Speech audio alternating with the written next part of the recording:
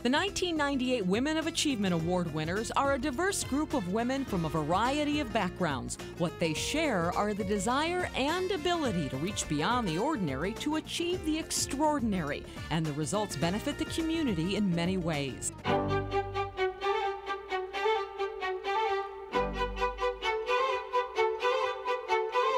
This year's winners are featured at historic Couples House at St. Louis University. It was the home of Samuel Couples, who made his fortune supplying wood products to the westward pioneers. Designed by Thomas Annan in the late 1880s, Couples House is a magnificent example of Richardsonian Romanesque architecture. The style incorporates fortress-like walls, Roman arches, and corner towers. No expense was spared in creating this monument to couple success. Against the exceptional backdrop of Couples House, we now bring you the outstanding 1998 Women of Achievement. The award for volunteerism goes to Mary Randolph Ballinger.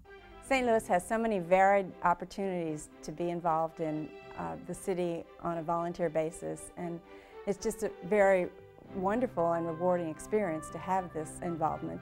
I have met so many interesting people in the arts world, having been involved in various cultures and museums.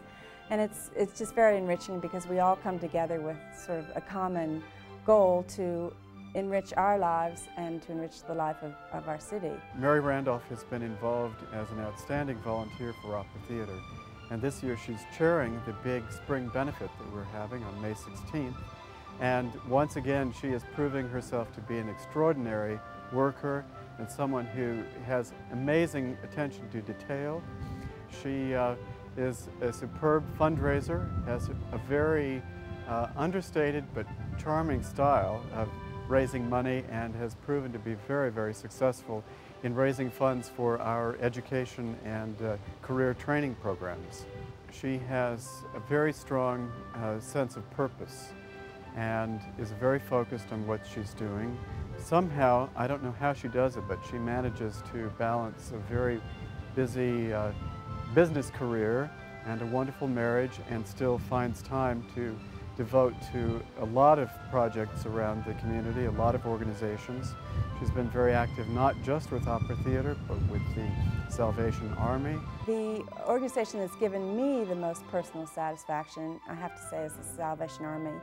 It's just a remarkable organization. They do so much, so selflessly in this community and around the country and around the world, and really very few people know the scope and depth of their work. Family Haven is the organization in Salvation Army that takes care of homeless families. And also I've been very involved in the Hope Center, which is the only center of its kind that deals with abused children under the age of 7. It's the only one in this region. And it's so rewarding to go down there and see these children who are so resilient and happy and expressing love and joy, and just, you really see that this program works because they've been under terrible abuse. And that's what the Salvation Army is all about, is trying to repair and restructure lives that are needy and have been really destroyed. And they try to rebuild these lives one at a time, and they do it very successfully. In the category of business and community, Lisa Bowie has few peers. When I was a little girl, my grandparents and my parents took us to all kinds of church programs and community activities where they were involved. My grandfather was the founder of the Salvation Army in St. Charles County. And from the very beginnings of our childhood, we were really raised and instilled in us a value of the importance of giving back to others and helping those that were less fortunate. And I guess it's something that you're raised with. There's also something inside of you that just has a need to want to give back. In our profession in funeral service, we are caregivers, and we know that we're helping people during a very difficult time in their lives. Because of that, and because of our need and desire to want to help people through a difficult time, that same desire and need goes forward in your community, the need to want to help others. I think she's a tremendous role model. She exemplifies, I think, a compassionate style of leadership, both in the business setting as well as in her volunteer life. And I'm far more familiar with her volunteer life. But in a business setting, the billboard campaign of Bowie Funeral Homes, which is in opposition or reminds people about those disastrous consequences of drug and alcohol abuse, is something that I don't think probably funeral homes has to do. And I don't believe there's a huge business benefit that comes back to them for that, but I think it's a genuine, authentic service to the community that has to be heartfelt on her part. Lisa has an idea a minute. She's a creative idea person, but she's very, very decisive. You know, she will generate ideas, we will talk about them, we will talk about them in some depth, and then she will say, let's make a decision.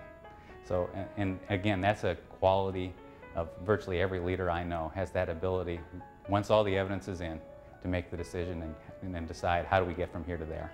The DARE program in St. Charles County is a wonderful thing that's going on in all of our cities and our county-wide programs. There is, with growth in St. Charles County, a lot of things that happen, from alcohol and drug abuse to gang activities and things. And the young people, I feel, are our future. And one of the neat things that DARE does is it gets into the schools during the early years of child development and helps these children, help them to deal with peer pressure and pressure on using alcohol and drugs. My son is a DARE graduate, and one of the neat things that he got out of it is that he realizes now that when you go to social events and things where the gang is, you do not have to say yes to anything. And he tells us that there is no peer pressure to do anything now. But I think part of what he's received is the self-confidence from the DARE program that it's okay to be an individual and it's okay to say no. For her efforts in community betterment, the honoree is Charmaine Chapman. I love volunteerism. It's a very rewarding and satisfying experience. And I think that value was instilled by my parents early on, where they said, Charmaine, whatever you receive as gifts, give it back to the community, give it back to individuals.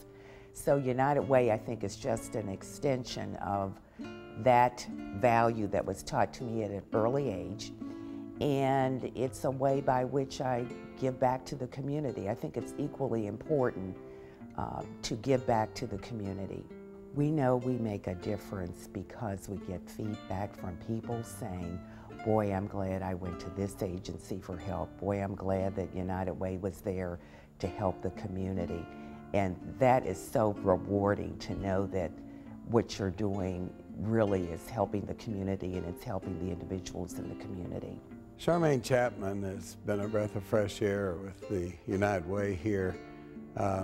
She's a very positive person. She, if the old saw about the glass half empty or half full, she sees all glasses half full. She's initiated a lot of projects or things that we hadn't tried before. All of them have worked. Her enthusiasm is infectious. She has that whole staff excited about what they do. What it comes down to is you live in a community, you work in a community, you want to make sure that the quality of life in that community is there for your family, for your friends, for your neighbors.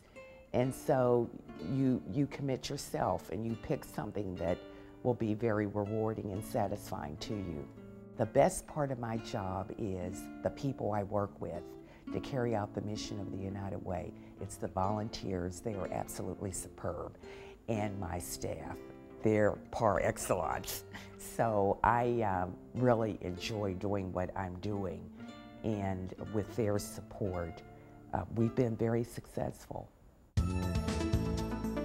The Lifetime Achievement Award goes to Margaret Dagan.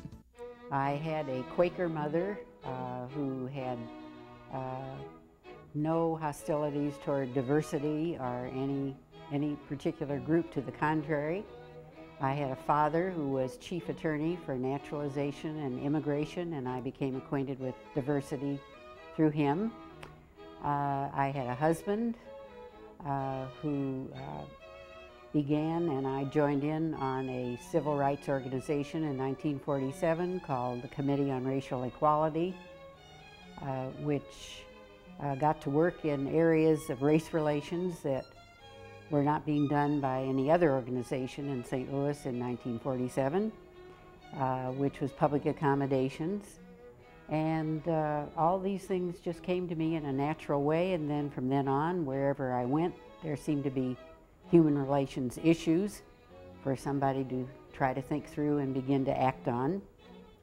So it's very difficult to know what drives you, except it was a part of my life. Maggie was a person who set a standard for how people in our community should be treated, and for equal access and for humane treatment of all people in this community long before it was popular to do so, and she continues to work for those values long after the popularity has passed. Because we always worked in groups, there was never particularly featured a star, and so we were all role models for each other, really.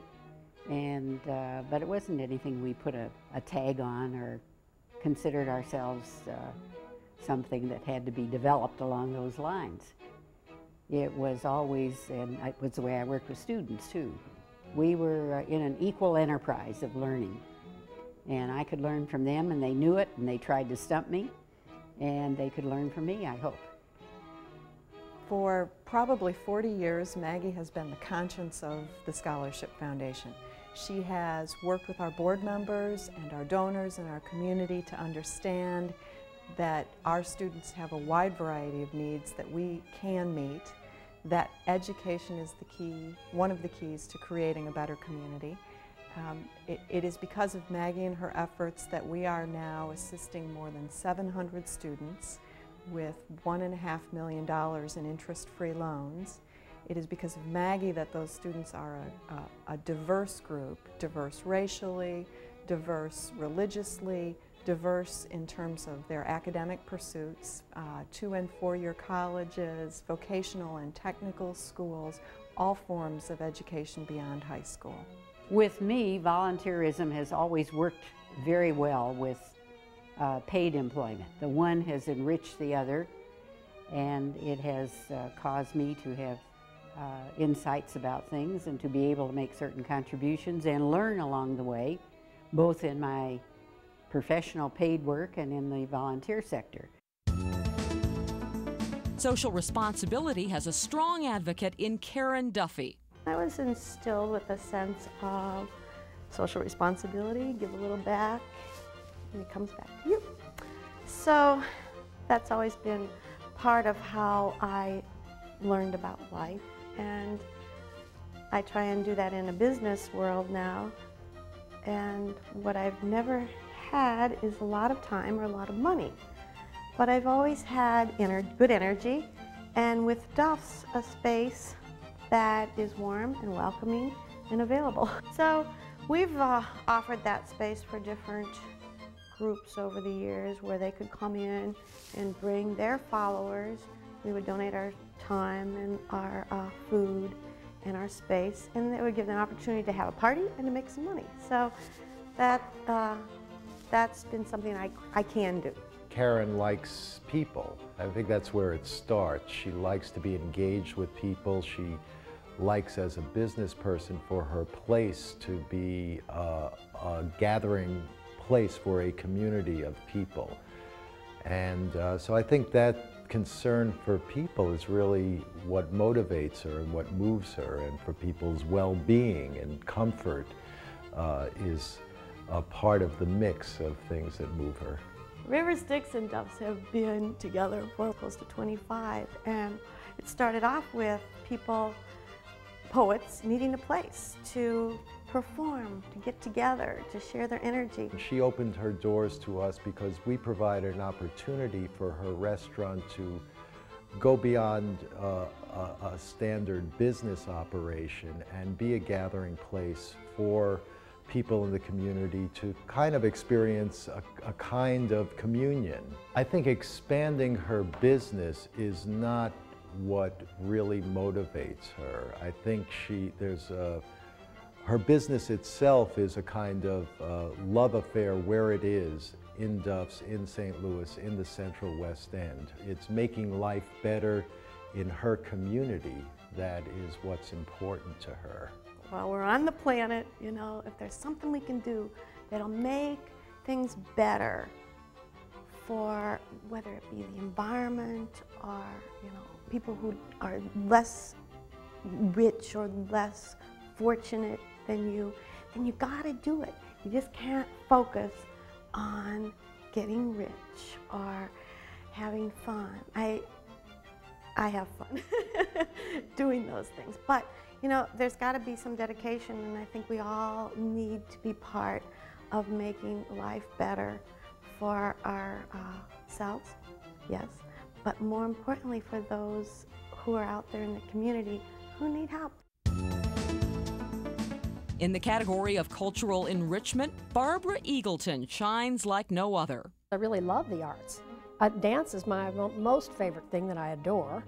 And if I like it, I think I should be out there if I have the time to try and help it along and do whatever I could to promote the companies here that actually am involved in Dance St. Louis, which is a presenting company that brings dance to St. Louis. But I think if you care about it enough and you're able to help, you have the time to do it, then if you want to continue to have that here in St. Louis, you should be a part of it in any way that you can. You know, everybody can help a little bit. There are a lot of people that go into these organizations. It's not just made up of a few of us. There are a lot of people that do a lot to make St. Louis a better place to live and to enjoy the arts. With Barbara's love of the arts, she's gotten involved with Dance St. Louis. She serves on their board. And I have to say, when Barbara serves on a board, she is really a hands-on board member. She gets involved. She does not just lend her name. With Barbara, it's a full-time job. And probably the one that sees less of her than anyone is probably Tom Eagleton, because Barbara starts at 7:30 in the morning with meetings, and she's seen at 7:30 at evening at meetings. So I do think Barbara jumped into the volunteer world with her eyes wide open, and she loves it, and it is a lot of work. I think when Barbara moved back to St. Louis, that was a big decision that she made, is what she was going to get involved in our city. And I know one of the first things she did was found an organization which a lot of us know about and belong to, called the Women's Democratic Forum.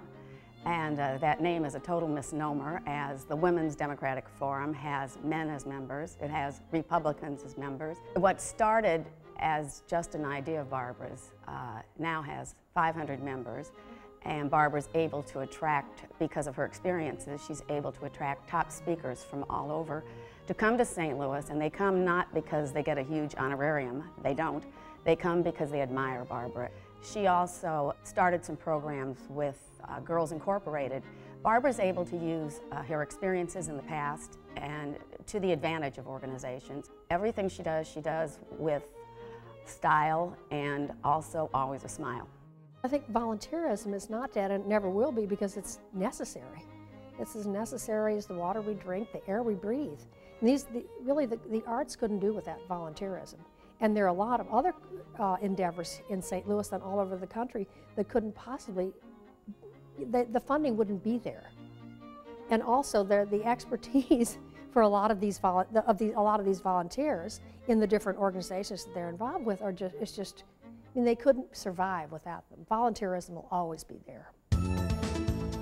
When it comes to volunteer leadership, Joan Littrell truly leads the way. I got started right after college with a group of friends, and we were sorority sisters from St. Louis University, and we played bridge.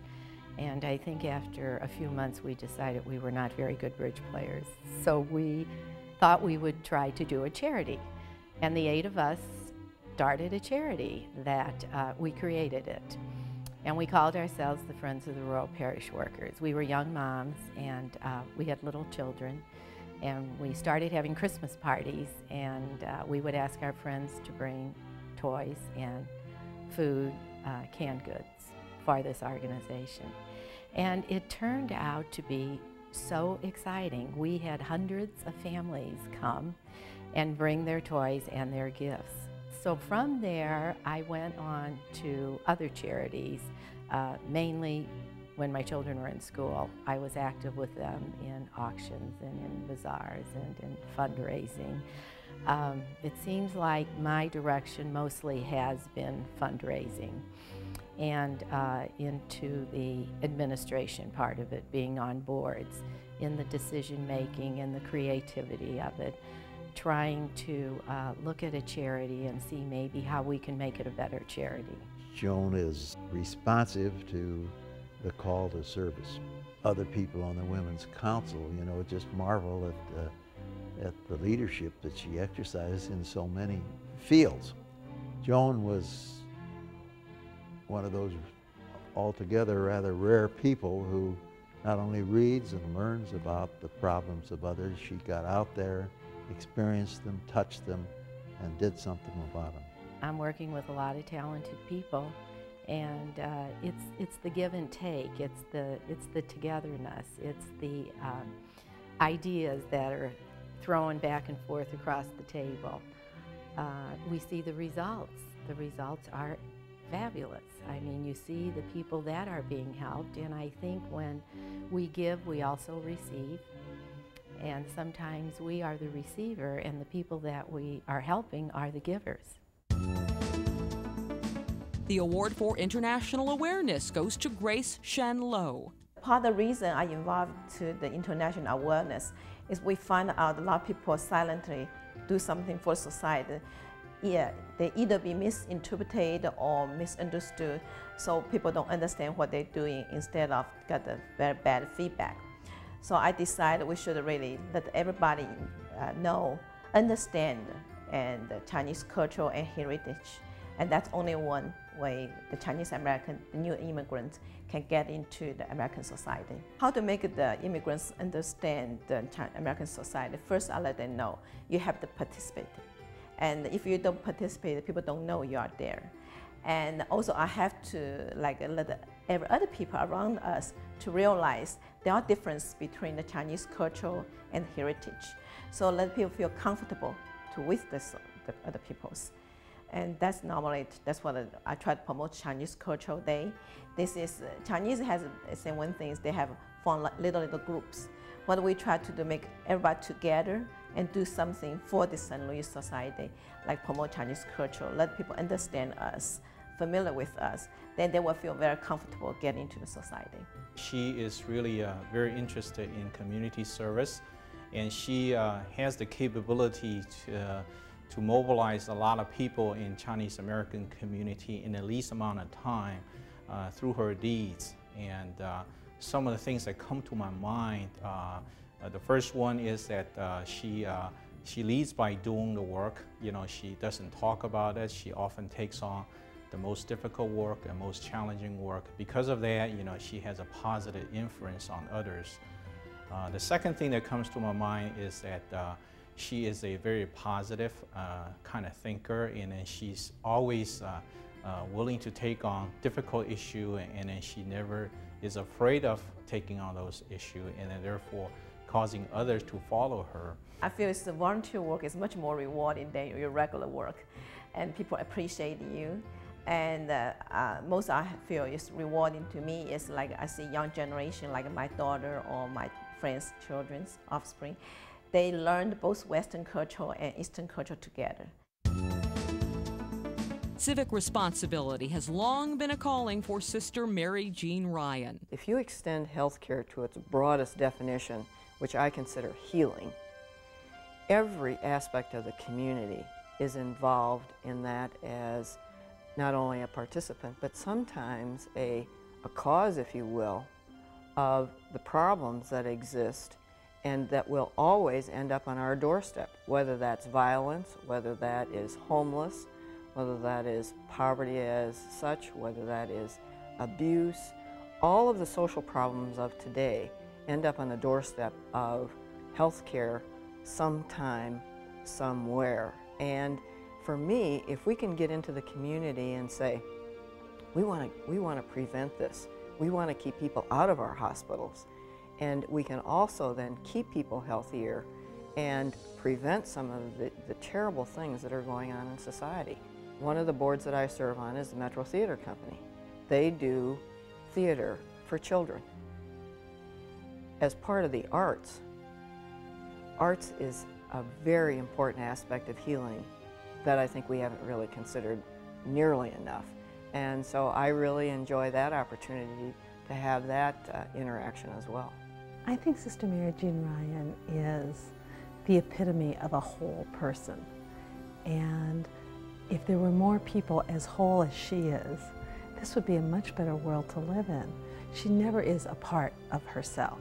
So when you sit with her at an RCGA board meeting, you're sitting with someone who's truly committed to improving the health care of the whole community and who brings a spirituality and a pragmatism to her work, so that if you said to me, which Mary Jean were you sitting next to, I would say I was sitting next to Sister Mary Jean Ryan, and that's all one and the same person. I think that when you're in her presence, you're better too, and that's the true mark of a leader, that she elevates all of those around her. My very favorite time was when Sister Mary Jean gave a prayer to remove cellulite from women's legs to the leadership lunch.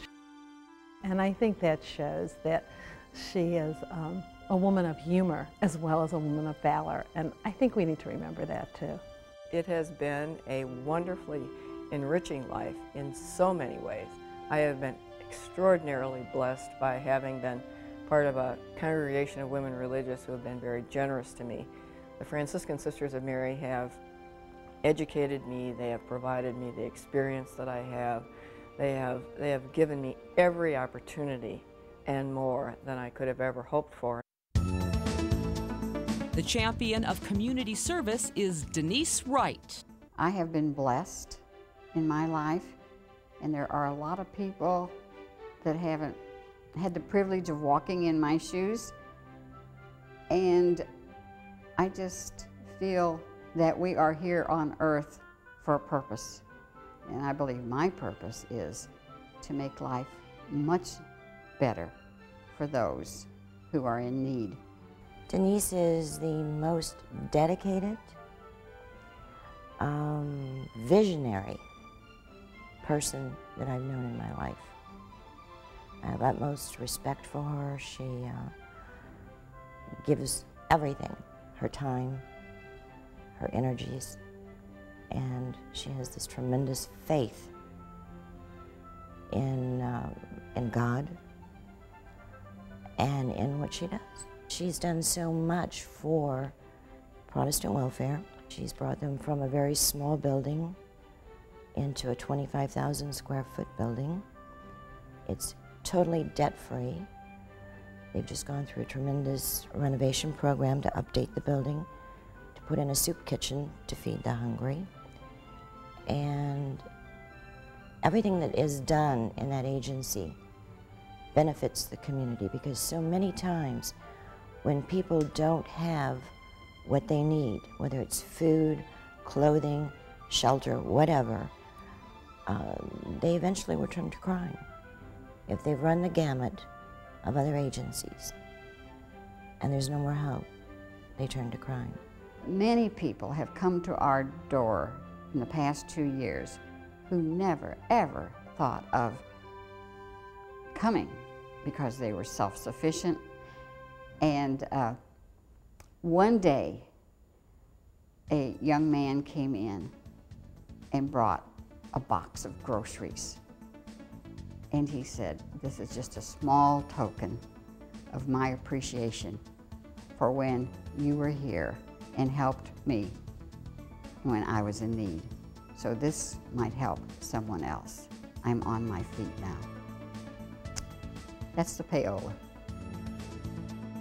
There you have today's honorees. Through their tireless efforts, they have enriched the community beyond measure, and for that, we are grateful. So let's congratulate these women, these 1998 Women of Achievement.